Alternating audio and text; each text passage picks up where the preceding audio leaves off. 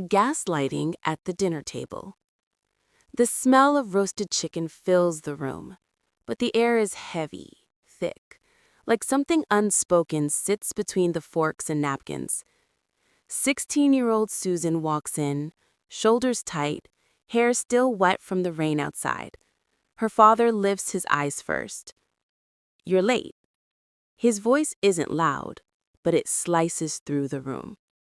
Susan replied, "I missed the bus, I had to walk." She tries to keep her voice steady. She knows what happens when she doesn't. Dad says, "Excuses. Always excuses." Her mom didn't look up from the mashed potatoes. Her brother John kept his gaze down, tracing circles on the table with his fork. Susan sits quietly. She knows saying anything else will ignite something. But then her father's hand slams the table hard. The plates rattle. Dad says, "You're not listening. I said no more lateness. Do you ever think about anyone but yourself?" The room goes still. Susan freezes. John flinches. Even her mom pauses for half a second, but just half. Then it passes, like it never happened. Her dad straightens his shirt, clears his throat, and resumes eating calmly. Susan tries to swallow the lump rising in her throat. Minutes pass in tense silence, until she quietly says, "I didn't mean to make you upset. You slammed the table."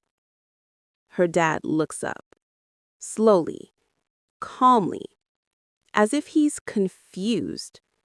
"I slammed the table? Susan, I didn't slam anything." Susan's eyes widen. "But you did. The whole table shook." Dad laughs softly, coldly. "You're imagining things again. Honestly, Susan, when will you stop being so dramatic?" John stops breathing. He knows the script. He knows what would come next. Susan turns to her mom. "Mom, you saw it, right?" Her mom wipes her hands on her apron. Her eyes never leave the bowl. "Sweetheart, your dad didn't slam anything. He just spoke firmly. That's all."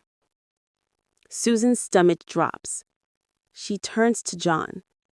He looks terrified. He wants to help her. She sees it. But fear beats loyalty. "I didn't see anything. Maybe it wasn't that loud." Susan's chest tightens. The table, the plates, the sound. She knows what she saw, what she heard. But everyone around her is acting like it never happened or like she made it up. It's the same sickening feeling she's had for years, the same pattern.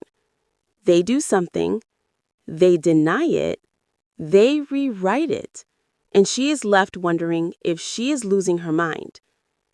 Susan asked, "So, you're all saying nothing happened?"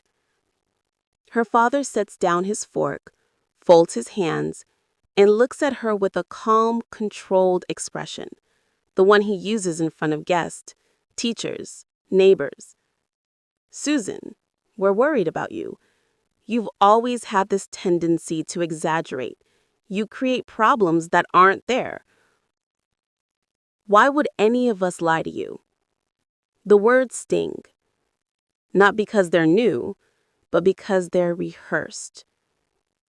This wasn't dinner. This was a performance. Susan pushes her chair back. The legs scrape loudly against the floor. She stands. For the first time, she speaks without trembling. "I'm not imagining it. I'm not dramatic, and I'm not crazy." Her father's smile fades. "You slammed the table. You yelled, and you all pretended you didn't." Her mom finally looks up, but not with softness, with warning. Don't raise your voice in this house. And then comes the final blow. Dad, calmly. See? This is what I'm talking about. Outbursts, accusations. You really need to learn the difference between your feelings and the truth. Susan stands there, heart pounding. She realizes something. The truth didn't matter here. Reality didn't matter. Only the story they agreed to tell. Gaslighting isn't loud. It isn't dramatic. Sometimes it happens quietly, over dinner, served alongside mashed potatoes and denial. Susan turns toward the hallway. As she walks to her room, she whispers to herself, I know what I saw. Because sometimes the first step towards healing is choosing to believe your own memory over someone else's manipulation. Did you find this video helpful? Kindly share with someone who is being gaslighted at the dinner table to know the signs. Don't forget to like and subscribe.